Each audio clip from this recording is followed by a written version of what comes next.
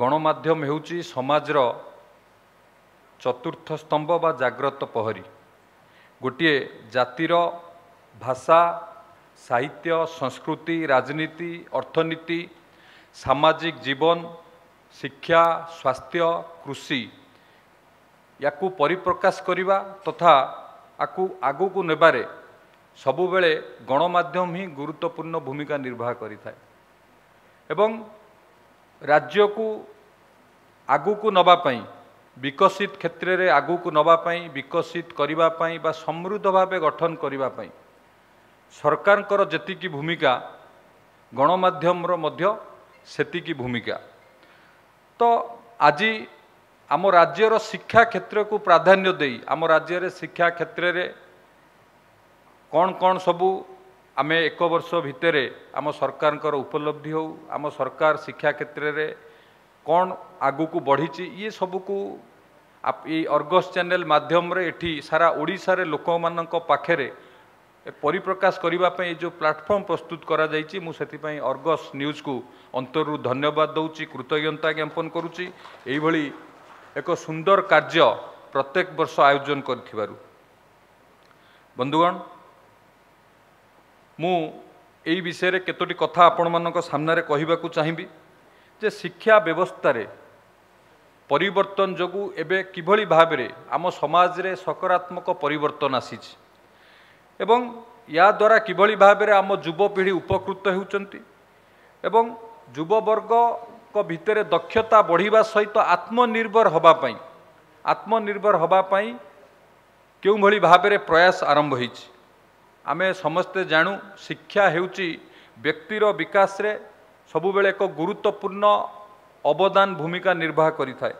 मु एठार कहिबाकू चाहे शिक्षा केवल पाठ पढ़िबा परीक्षा रे भल मार्क रखिबा एथिरे शिक्षा सीमित नुहे प्रत्येक विषय रे प्रकृत ज्ञान आहरण करिबा हेउची प्रकृत शिक्षा। आमे जदि प्रत्येक विषय रे सब ज्ञान आहरण करिबा ताहले सेइटा कुहाजिबो प्रकृत शिक्षा। पूर्व समय को आमे जदि फेरी जिबा गुरुकुल रे शिष्य मानकू सेठी वेद शिक्षा कतुरु विभिन्न प्रकार शिक्षा दिया जाउथिला तांको जीवन मार्जित हबा पई जीवन शृंखलित हबा पई तांको आचरण रे परिवर्तन आसीबा पई एवं शिक्षा दे सारला परे जेतेबेले आश्रम रु गृहस्थ से माने आसंती सेतेबेले दीक्षांत उपदेश मध्य तांको दिया जाए पूर्व काले रे।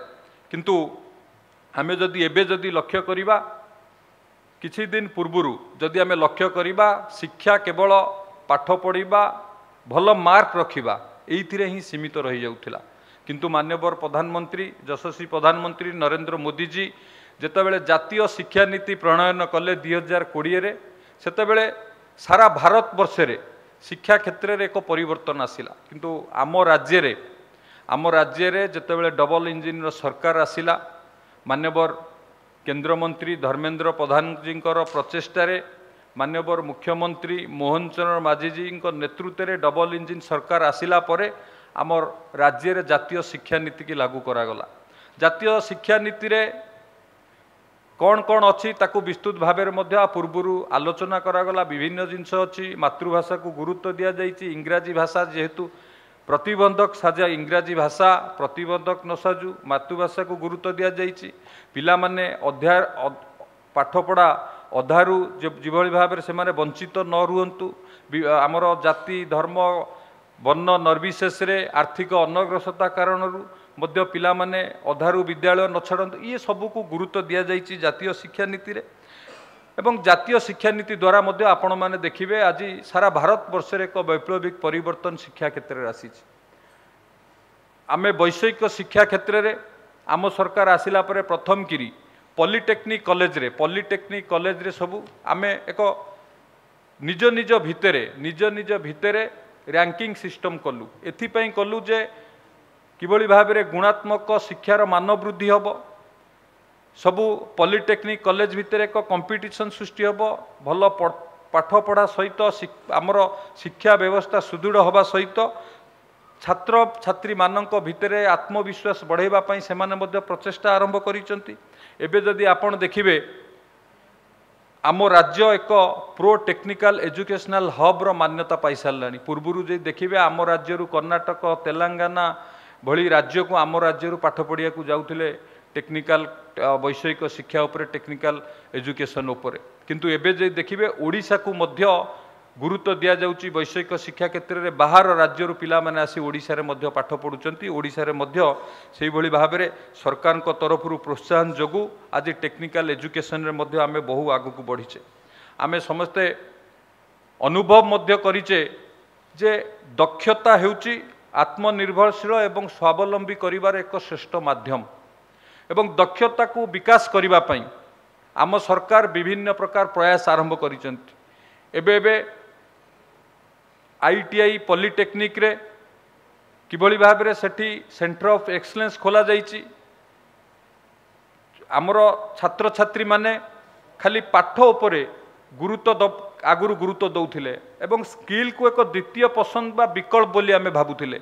वर्तमान आमको मानिबा पड़िबो जे स्किल के आमे प्रथम पसंद भावे आमे समस्ते ताकू बाछिबा को पड़िबो, ताहाले जाई युवक को भितरे दक्षता विकास हेई परिबो। सेति ITI institution polytechnic school sub centre of excellence खोला जाइछि। विभिन्न प्रकार इंडस्ट्री रेडी ट्रेनिंग सेठी दिया जाउछि। सीएम फेलोशिप सीएम दक्षता विकास माध्यम रे एक योजना करा जाइछि। प्रति जिले रे स्किल की मैपिंग करा जाउछि। से जिले रे कौन स्किल आवश्यक सेठी कौन इंडस्ट्री होउछि। एबे एबे आपण माने समस्त जानिथिबे उत्कर्ष ओडिशा कनक्लेव आयोजन हैला। ओडिशा को बहुत गुड़िए इन्वेस्टमेंट इंटेंट आसिला। विभिन्न स्थान रे शिल्प प्रतिष्ठा होउछि। सी जिले रे जो शिल्प संस्था शिल्प प्रतिष्ठा होउछि से शिल्प कौन स्किल नीड करुछि, इंडस्ट्री जो स्किल नीड करुछि ताकू मैपिंग करी सेठिकार सेठी थिबा इंस्टीट्यूशन रे सेठी थिबा पॉलिटेक्निक स्कूल रे स्किल कार्यक्रम करा जाउछि। सेंटर ऑफ एक्सलेंस खोला जाउछि।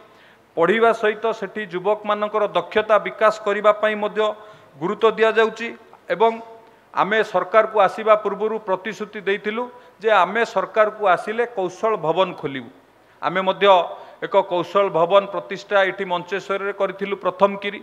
सेठी हॉस्पिटैलिटी सेक्टर रे प्रथमे युवक युवती मानकु स्किल करागला टाटा स्ट्राइब रो सहयोग रे। आज विभिन्न स्थान रे हॉस्पिटैलिटी सेक्टर रे आम ओडिया युवक युवती माने सेठी मध्य नियुक्ति मध्य पाइचंती। स्किल्ड इन ओडिशा कार्यक्रम माध्यम रे पाखापाखी प्रति वर्ष 3 लाख युवक युवती मानकु स्किल्ड करा जाउची। सेमानकु विभिन्न स्थान रे मध्य प्लेसमेंट करा जाउची। पाखापाखी 90% भलिया युवक युवती मानकु मध्य प्लेसमेंट दबार मध्य व्यवस्था करा जाउची।